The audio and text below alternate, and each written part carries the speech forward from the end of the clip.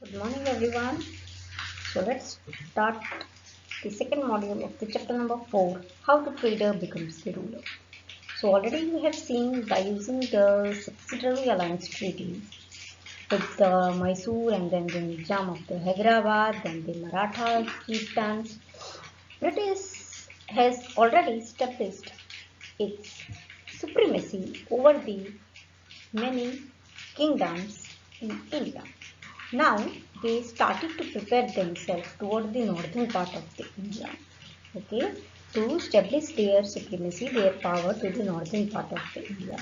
They entered into a treaty of friendship with the Nepal.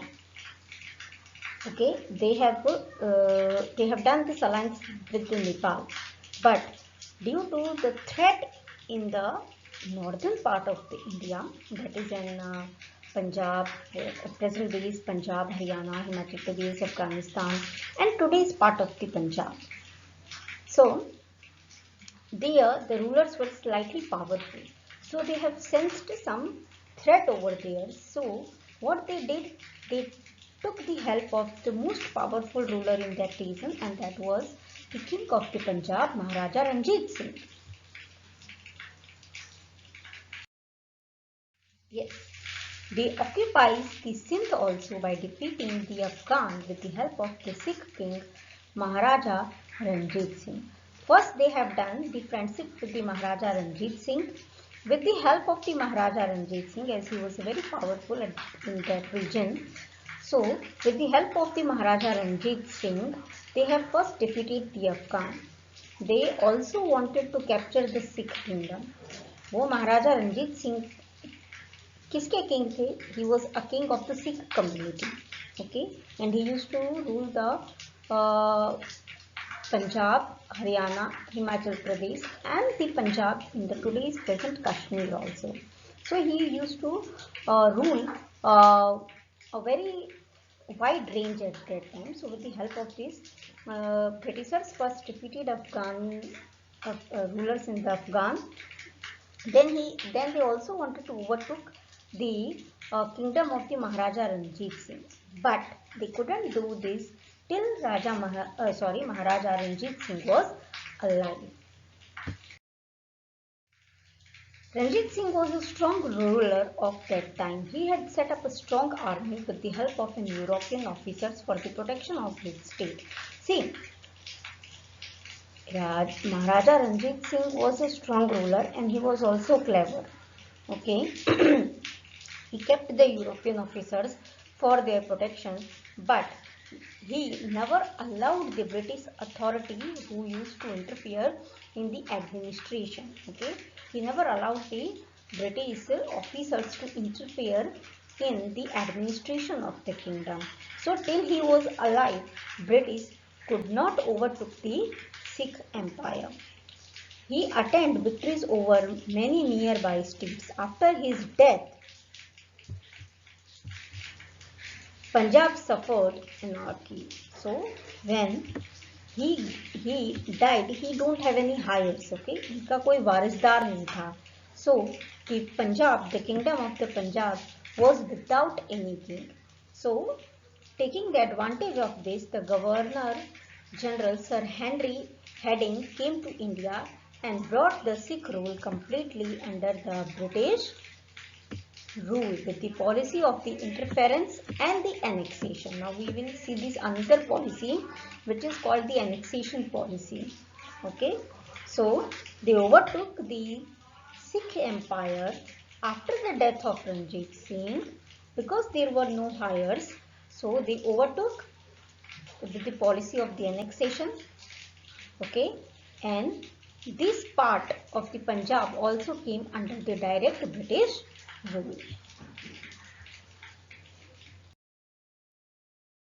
Yeah, now we will see that how the annexation policy was then expanded by more and more. It was expanded by the Governor General Dalhousie.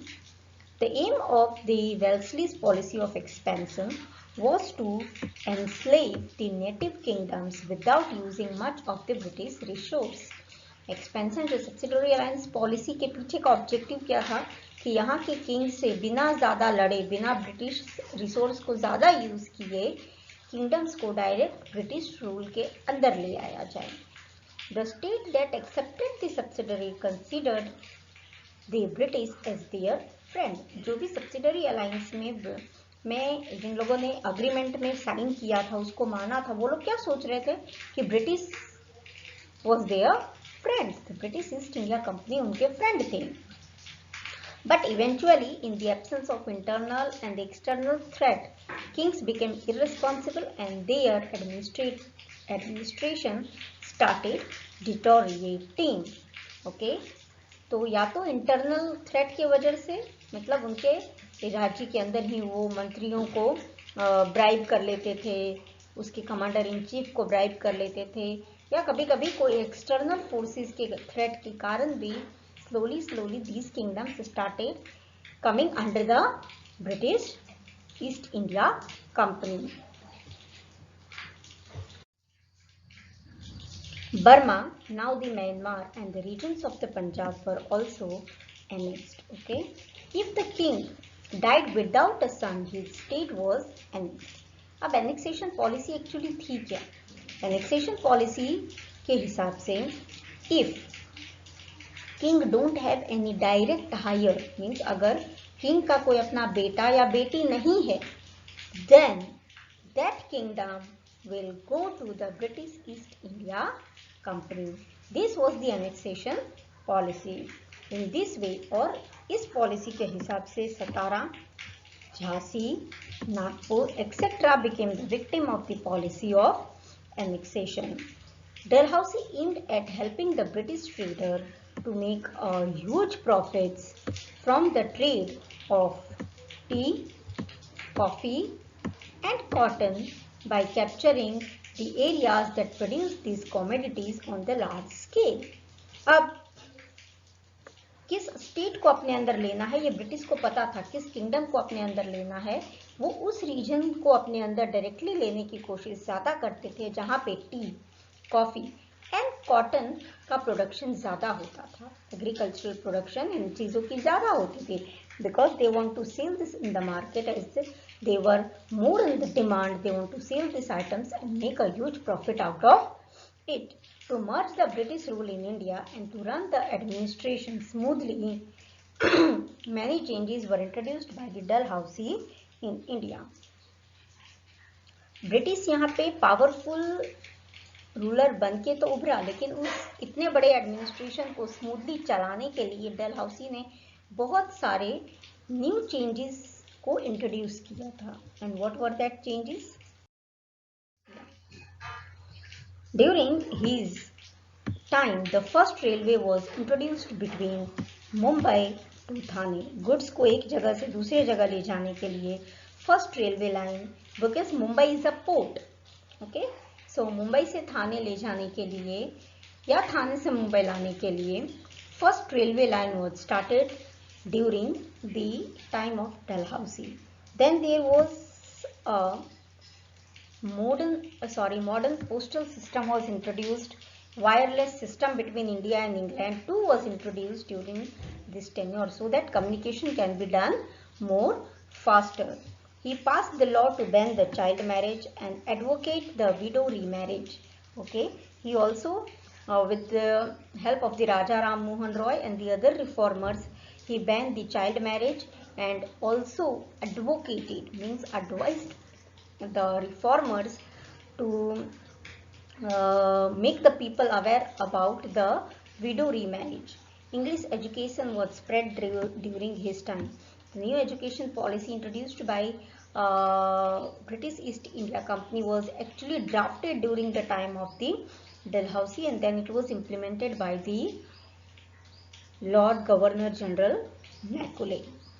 The first three universities in India were established in the Mumbai, Chennai and Kolkata in the year of 1857. Okay, और सिर्फ education में schools education को नहीं change किया गया, the higher education has also been changed, and the first three university for the higher education in India as per the new education policy was in Mumbai, Chennai and Kolkata. Dissatisfaction of the people. As after the policy of the subsidiary alliance, Dalhousie's policy of annexation shook the whole nation terrible. Subsidiary alliance policy के बाद जो annexation policy थी डलहाउसी की, उसके कारण जो Indian common people थे और जो किंग्स थे, उन लोगों को ये तो कहीं ना कहीं पता चलने लगा that it was a trap and we have been entrapped in it.